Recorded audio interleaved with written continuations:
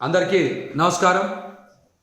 కొడాలి నాని కళ్ళు తాగిన కోతిలా మాట్లాడుతున్నారు. ఈ రాష్ట్రానికి పట్టిన శని, ప్రజల్ని పట్టి పీడిస్తున్న వైఎస్ఆర్సీపీ శనిని, దరిద్రాన్ని వదిలించుకొని వైసీపీ పార్టీని బంగాళాఖాతంలో కలిపేయడానికి ప్రజలు ఇప్పటికీ సిద్ధమయ్యారన్న విషయాన్ని సీఎం జగన్మోహన్ రెడ్డి గారు వైసీపీ పార్టీ గ్రహించబట్టే పవన్ కళ్యాణ్ గారి పర్యటనని కావాలని ఆంక్షలు పెట్టి అధికారులతో అడ్డుకునే ప్రయత్నం చేస్తున్నారు. ఇదేమైనా మొదటిసారా? నోవాటెల్లో కానీ, గరికపాడులో కానీ, బేగంపేట ఎయిర్పోర్ట్లో కానీ, అమరావతిలో కానీ ఎందుకు అడ్డుకున్నారో ముందు దీనికి రాష్ట్ర ప్రభుత్వం కానీ, కొడాలి నాని కానీ సమాధానం చెప్పే దమ్ముందా? మీకు సమాధానం చెప్పే దమ్ముందా? 5 కిలోమీటర్లు ప్రయాణం చేయడానికి జగన్మోహన్ రెడ్డి గారికి ఎందుకు హెలికాప్టర్లు వెళ్ళారు? దీనికి సమాధానం చెప్పు. ఎందుకు పరదాలు కడతా ఉన్నారు? ఎందుకు బారికేడ్లు వేస్తూ ఉన్నారు? ఎందుకు చెట్లు నరికేస్తూ ఉన్నారు? దీనికి కొడాలి నాని సమాధానం చెప్పలేక పవన్ కళ్యాణ్ గారి మీద అవాకులు చవాకులు వెళ్తున్నారు. పవన్ కళ్యాణ్ గారి మీద మాట్లాడుతూ ఉన్నారు. 5 కిలోమీటర్లు వెళ్ళడానికి జగన్మోహన్ రెడ్డి గారు కారులు వెళ్ళలేరా? 1000 కిలోమీటర్లు పాదయాత్ర చేసినటువంటి వ్యక్తి 5 కిలోమీటర్లు వెళ్ళడానికి నడుచుకొని వెళ్ళలేరా? ఎందుకు హెలికాప్టర్లు వెళ్ళారు? ఆ రోజు కొడాలి నాని నోరు ఏమైంది? ఎందుకు మాట్లాడాలా? పవన్ కళ్యాణ్ గారి పర్యటనను అడ్డుకోవడం వెనక రాజకీయ కుట్ర దాగి ఉంది.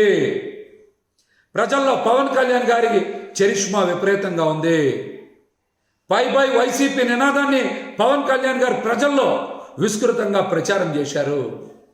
ఈ రోజున ఈ రాష్ట్రానికి పట్టినటువంటి దరిద్రాన్ని, వైఎస్ జగన్ రూపంలో పట్టిన దరిద్రాన్ని వదిలించుకోవడానికి ప్రజలు సిద్ధమయ్యారు.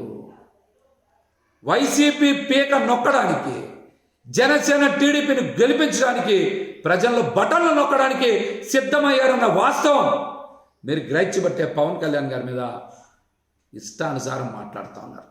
వారి పర్యటనలకి అడ్డు తగులుతూ ఉన్నారు. ఇది ఎంత మాత్రం సహించమని కూడా ఈ సందర్భంగా మేమైతే హెచ్చరిస్తా ఉన్నాం.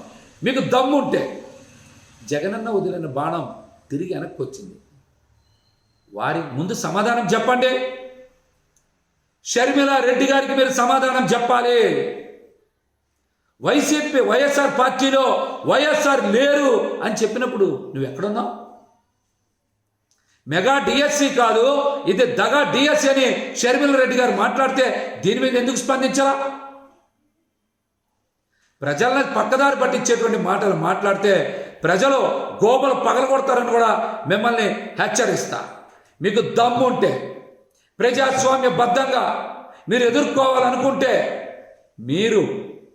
మీరు వ్యవస్థల్ని, ప్రతిపక్ష పార్టీల్ని గౌరవించాలి. నియంతలు ఎక్కువ రోజులు పాలన చేయలేరు. జగన్మోహన్ రెడ్డి లాంటి నియంతని ప్రజలు తప్పనిసరిగా తరిమి కొడతారని కూడా హెచ్చరిస్తా ఉన్నాం.